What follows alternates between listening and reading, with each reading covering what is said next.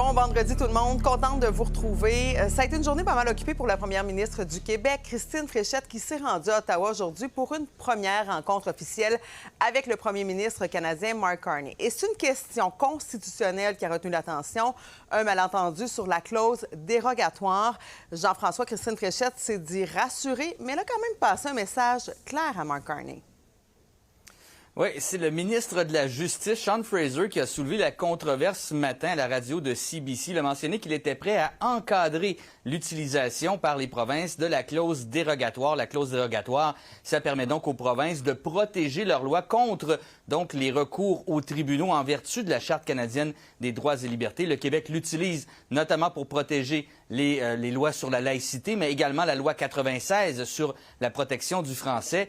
Elle a mentionné, Christine Fréchette, avant d'arriver à sa rencontre avec Mark Carney, qu'il n'était pas question de toucher à cette loi. Et Mark Carney, pendant la rencontre d'une heure, l'a rassuré. Ils se sont excusés. Ils n'ont pas l'intention de faire quoi que ce soit. Quoi qu'on le sait que le gouvernement est en ce moment en Cour suprême pour voir si vraiment les provinces peuvent utiliser cette clause dérogatoire de façon préemptive, c'est-à-dire avant même qu'il y ait des contestations. Et Mme Fréchette, elle pense bien que ça prouve d'une certaine façon aux nationalistes de son parti qu'elle a bien les valeurs de la CAQ à cœur. Ils ont vu la vitesse à laquelle j'ai réagi suite à la déclaration du ministre Fraser. Et lors de mon assermentation, lors de mon discours de victoire, et puis dans les mois qui vont venir, je vais marteler le fait qu'on est un parti qui défend les champs de juridiction québécoises, la culture, la langue, l'identité québécoise.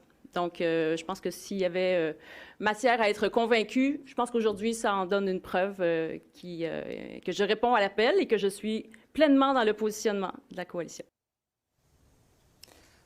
Et par la suite, en après-midi, elle a confirmé une promesse qu'elle avait faite pendant la campagne, c'est-à-dire de rembourser jusqu'à 5 875 $ de la taxe de bienvenue, donc des droits de mutation pour les premiers acheteurs pour les maisons de moins d'1 million de dollars. Jean-François, il y a aussi le chef libéral provincial, Charles Milliard, qui s'est retrouvé dans l'eau chaude en raison de la clause dérogatoire. Mais oui, encore une fois, hier, il a dit qu'il pourrait peut-être la conserver pour la loi 96, donc pour protéger le français. Ça a soulevé la colère du côté des anglophones. Aujourd'hui, il a précisé un peu sa position, mais quand même maintient ce qu'il a dit en gros hier. On peut l'écouter. Je veux modifier certains éléments de 96 et en ajouter d'autres qui vont faire une promotion différente et une valorisation de la langue française. Et ensuite de ça, les outils juridiques sont disponibles au besoin. La communauté anglophone, je leur dis la même chose en anglais. J'ai donné une entrevue ce matin. Ils doivent comprendre, comme tous les Québécois, que la protection du français au Parti libéral du Québec, c'est important, mais je vais le faire, contrairement à la CAQ, en protégeant les droits traditionnels des communautés.